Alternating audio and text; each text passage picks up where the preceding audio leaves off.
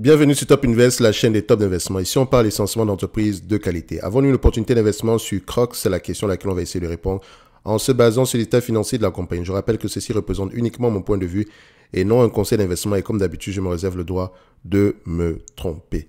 Alors, Crocs, une demande spéciale d'un abonné Top Premium. Je rappelle que le lien vers le service Top Premium est dans la description de la vidéo. Donc, comme d'habitude, on vérifie d'abord la stabilité des revenus, la stabilité des marges. On interroge ici le niveau d'endettement. On vérifie si la dette nette sur EBITDA est inférieure à 5 et on vérifie à peu près quel est le multiple moyen que le marché a tendance à payer ici. Et on arrive à notre évaluation finale.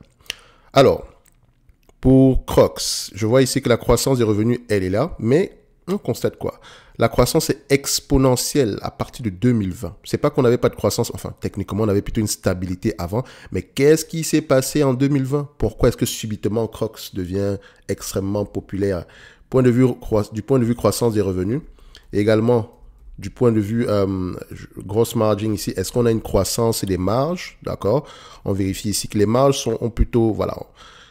Techniquement, elles sont restées plutôt stables, hein, même si on a une variation, une grosse variation ici, mais on est revenu à une certaine moyenne ici. Donc, on pourrait se dire que les marges sont plutôt stables. OK? Ensuite, est-ce qu'on a eu à faire une acquisition ici qui a peut-être changé quelque chose? Alors, on vérifie ça. C'est une entreprise qui a généralement une croissance organique. Elle a fait une grosse acquisition à partir de 2022 ici. Donc, ça n'explique pas la grosse montée ici de 2020. OK, comme vous pouvez le voir ici. D'habitude, voilà, la croissance était déjà au ralenti. Et comme vous pouvez le constater, la croissance était, on avait déjà eu ce niveau de croissance en 2000. Voilà, techniquement, la dernière fois qu'on a eu ce niveau de croissance, c'était à peu près en 2008. Sinon, entre-temps ici, voilà, c'était plutôt calme. OK. Sauf sur les derniers à partir de 2020 par là. OK? Donc, il faut absolument aller chercher pourquoi est-ce que la croissance est élevée. OK? Est-ce qu'on a ouvert de nouveaux magasins? Est-ce qu'on a signé de nouveaux partenariats de distribution?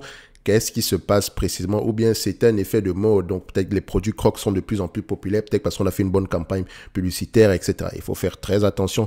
Parce que moi, j'ai tendance à être prudent sur les entreprises qui dépendent énormément des goûts des consommateurs. OK, je peux comprendre ici Crocs par rapport à la, comment on appelle ça, par rapport à la marque, par rapport à la qualité du produit, ça peut être intéressant et que les marges sur ce genre de produit sont juste énormes. Je peux comprendre, mais dites-vous que on n'est jamais à l'abri ici d'un effet de mode. OK, ça peut être très commun dans la consommation discrétionnaire et le management est très important dans la consommation discrétionnaire, un peu comme dans la consommation discrétionnaire en général. OK, le management est très important. OK, maintenant, en termes d'EBITDA, est-ce qu'on a donc une augmentation des EBITDA en termes de marge ici? Donc, on avait plutôt une stabilité des marges brutes. Et on voit ici que les marges EBITDA sont plutôt croissantes. Donc, l'entreprise est elle est de plus en plus efficiente. Donc, c'est-à-dire que tout revenu supplémentaire ici, les dépenses opérationnelles sont juste moins élevées.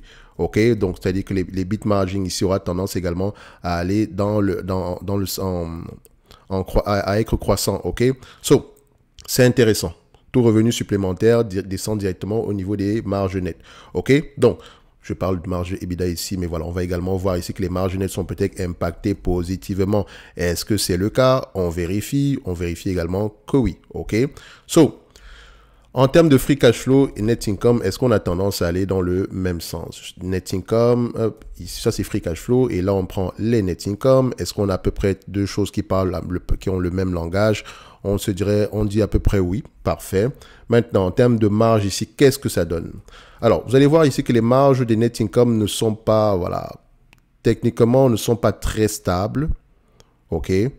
C'est pas très stable. Il faut donc vérifier déjà pourquoi. Qu'est-ce qui a changé à cette période-ci? C'est surtout la période de 2020-2022. Qu'est-ce qui a changé dans ce business-ci? OK? Est-ce que la façon de produire a totalement changé, combiné ici à l'attractivité du produit? OK? Parce que tout ce que nous on veut ici, il faut que ce soit durable. C'est pour ça que ça me fait un tout petit peu peur, cette compagnie. Vous avez vu quand on fait souvent des lives avec Léopold, il aime bien Crocs. Et je dis toujours une chose, c'est que moi, mon problème, c'est pas que je dis que Crocs c'est une mauvaise entité ou quoi que ce soit. C'est surtout la stabilité des marges. La stabilité des marges. OK? Donc, je n'ai aucune garantie que Crocs, on ne va pas revenir à peu près à des marges aux moyennes. Sur les 10 dernières années, ici, on a à peu près connu, voilà, sur les 20 dernières années, si on ne prend pas en considération, enfin, en prenant en considération ces périodes de baisse-ci, on a à peu près connu 8,64%. Sur les 5 dernières années, les marges sont aux alentours de 15-16% par là.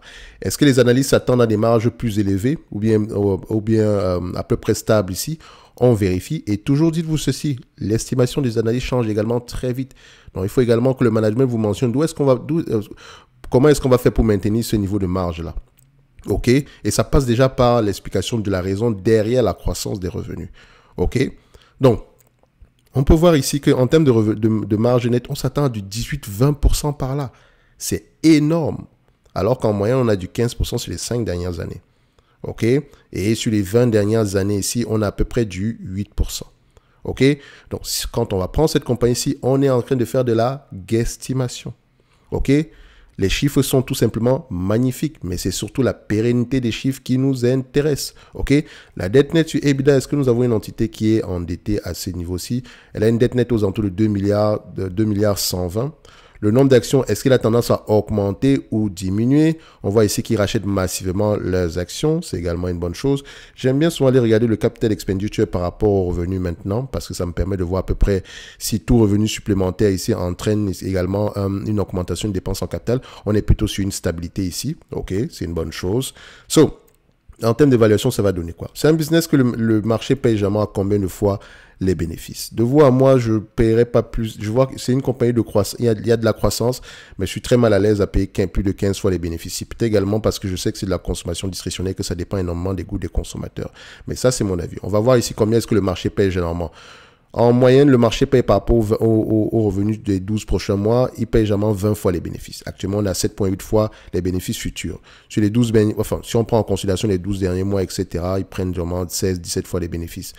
Alors, on a 20 fois les bénéfices. Et ce qui est déjà bizarre, c'est que généralement, les next 12 months sont généralement moins élevés. En termes de PER, on a généralement des multiples moins élevés que les 12 derniers mois. Donc, c'est un peu intriguant ici. Donc, il faudrait déjà aller vérifier ici qu'est-ce qui s'est passé précédemment. Est-ce qu'on a eu de grosses variations? Est-ce qu'on anticipait ici des bénéfices nets moins élevés dans le futur? Bref, on voit qu'on est entre 17 et 20 fois les bénéfices. OK? 17 et 20 fois les bénéfices. En termes de croissance, est-ce que les analystes sont de plus en plus optimistes par rapport aux estimations futures? On voit ici, oui, on est optimiste par rapport à ce qu'on avait en octobre 2022 ici. On a un certain optimisme. Alors, si on calcule par rapport aux bénéfices nets attendus en 2026, encore, tout en vérifiant si c'est un business assez prévisible, et comme vous pouvez le voir ici, c'est du 50-50. 45% du temps, il se trompe. Mais encore, vérifiez bien les périodes, vous allez voir ici que les 5 dernières années, les années sont tendance à avoir raison ici. Si on leur accorde le bénéfice du doute, OK? On se dit ici que nous avons un business qui a tendance à s'échanger une vingtaine de fois les bénéfices, OK? On s'attend à peu près à du 14,64$ d'ici 2025. OK? 14,64 fois 20 fois les bénéfices. On sera aux alentours de 293$ à l'action. Le prix actuel est tout simplement magnifique. Si on enlève la dette nette ici, on a une dette nette de combien avec cette compagnie ici? Alors, ne vous inquiétez pas, on va parler de la valorisation tantôt. On va juste commencer par là, d'accord? Ici, on a à peu près 34$ de dette nette par action. OK, j'enlève le 34 en date d'aujourd'hui. Ça donne à peu près 259$. Au prix actuel, voilà, on pourrait se faire du 2.6. On pourrait doubler on pourrait à peu près, enfin, c'est pas doubler le capital techniquement ici. Bon, quoi que c'est ça. On peut multiplier son capital par 2.6. OK. C'est intéressant, n'est-ce pas? Mais dites-vous que tant que vous ne savez pas pourquoi est-ce que les revenus sont croissants sur les derniers mois, ne vous aventurez pas sur cette compagnie-ci. Et si vous choisissez de le faire, allez-y avec une toute petite partie de votre portefeuille. Parce que les goûts des consommateurs changent très vite. Et je le dis parce que je ne dis pas que ça sera à peu près la même chose. Mais à une certaine période, j'ai investi dans Capri. Et j'ai investi dans Capri. Capri, c'est Michael Kors. OK? Au pire moment, enfin, quand je dis au pire moment, techniquement, c'était une entreprise très populaire à la période dans laquelle j'avais investi sur Michael Kors. Tout le monde en portait. Donc, j'ai suivi à peu près les conseils de Peter Lynch. J'ai fait mes recherches dans mon environnement. Tout le monde portait du Michael Kors, etc. Ça avait l'air beau, le produit. Mais voilà, les opérateurs de marché avaient peur d'une seule chose, le fait que l'entreprise, l'effet de mode commence à passer. Et Capri également était très lié à une autre compagnie. Donc, Michael Kors était très lié à une autre entreprise qu'on appelle Fossil. Fossil, en fait, vend des montres. Et les montres ici de plusieurs marques différentes. Donc, les Armani, ils ont des licences, en fait. D'accord? Donc, vous pouvez avoir le même modèle de Armani et le même modèle une montre avec un modèle identique à une Armani et un modèle identique Michael Kors. Vous allez voir que le prix sera totalement différent. Pourtant, c'est la même montre. On a juste changé la marque. OK? Vous allez voir ici que les montres Michael Kors également étaient populaires à cette période-ci. OK? Moi, je suis arrivé ici aux alentours de 2017, fin 2016, 2017 par là. OK? Parce que je pensais que l'entreprise était sous-évaluée. Or, la hype était totalement passée. OK? Je suis sorti de là avec pas trop de casse, mais c'est pas comme si j'ai fait des tonnes d'argent non plus, mais j'ai compris une chose, c'est que les goûts des consommateurs changent très très vite. C'est pas qu'elle n'a pas rapporté de l'argent plus tard, etc. Mais voilà, c'est un business assez compliqué. C'est un peu, est-ce que vous vous rappelez de Abercrombie et Fitch? Abercrombie et Fitch. Avant, c'était également un magasin où il y avait beaucoup de hype. OK, aujourd'hui, voilà, vous pouvez constater, sur les derniers mois, ici, ils gagnent beaucoup d'argent sur les derniers mois, mais voilà, c'est pas beau à voir comme business. OK, donc je n'aimerais pas que ça, je ne souhaite pas la même chose à Crocs, mais je sais une chose, il faut toujours essayer de voir d'où est-ce que provient cette croissance des revenus là. OK, quelles sont les explications du management par rapport à ça. Sinon, dans l'ensemble, gardez-vous ne payez pas plus de 10 fois les bénéfices, même en extrapolant un tout petit peu. Donc, je dirais que si je prends 10 fois les bénéfices, même en extrapolant ici, sans prendre en considération, enfin, quand je dis sans prendre en considération la dette, encore que je pourrais prendre en considération la dette ici, on a à peu près $34 de dette nette, OK? Donc, si je prends ici on s'attend à $146 ici, moins les $34 de dette nette ici, on sera à peu près à 112 $ l'action. Donc, presque, on sera correctement évalué au prix actuel. Donc, si on prend en considération la croissance future ici, admettons que les analystes ont raison, vu qu'ils ont eu raison sur les 5 dernières années, on pourrait se dire que du Crocs est correctement évalué. Donc, ça va vraiment dépendre de vos lectures, d'accord, pour investir dans cette compagnie-ci. Parce que là, il faut être très, très prudent, OK? Si vous voulez mon avis, j'aurais pris la médiane de tout ce qu'on a connu par le passé, le 8% de rendement de bénéfices nets ici. Admettons que voilà, on reste à peu près à des 6,3 milliards de revenus et j'aurais essayé de voir, j'aurais pris à peu près les revenus actuels, 8% de rendement, essayer de voir qu'est-ce que ça donne. OK? Mais c'est pas moi qui paye à la fin de la journée. Et également, je ne sais pas pourquoi est-ce que les gens aiment ce produit-ci. Je ne suis peut-être pas un client, le client idéal. OK? Donc, si je me fie à celui-ci, je sais une chose, c'est que l'entreprise serait correctement évaluée à la limite. OK? Si on est pessimiste, correctement évalué. Mais si la hype continue, si la croissance continue parce que le produit est bon, etc., ils essaient de se diversifier, ça peut être intéressant. Suivez également l'évolution des stocks. Donc, le fameux Day Sales Outstanding, on n'en parle jamais ici, mais regardez bien l'évolution des stocks de cette compagnie-ci. OK? Ça peut être important à aller voir. De toute façon, c'est quelque chose qu'on va avoir tendance à aborder ici. OK? Donc, surveillez bien que l'évolution des stocks ici, qu'on s'en aille à peu près vers des stocks, qu'on ait à peu près un niveau de stock moyen par rapport à ce qu'on a souvent d'habitude ici. Il ne faut pas que les stocks commencent à augmenter, sinon on aura tendance ici à faire de plus en plus de promotion.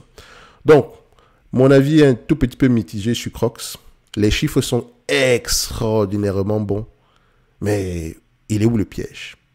C'est important d'aller comprendre la stratégie derrière tout cela. Donc, je sais que je vais avoir tendance à regarder les rapports financiers. Si je prends les rapports financiers ici de 2020, 2021 et 2022, histoire de voir pourquoi est-ce que les revenus sont croissants.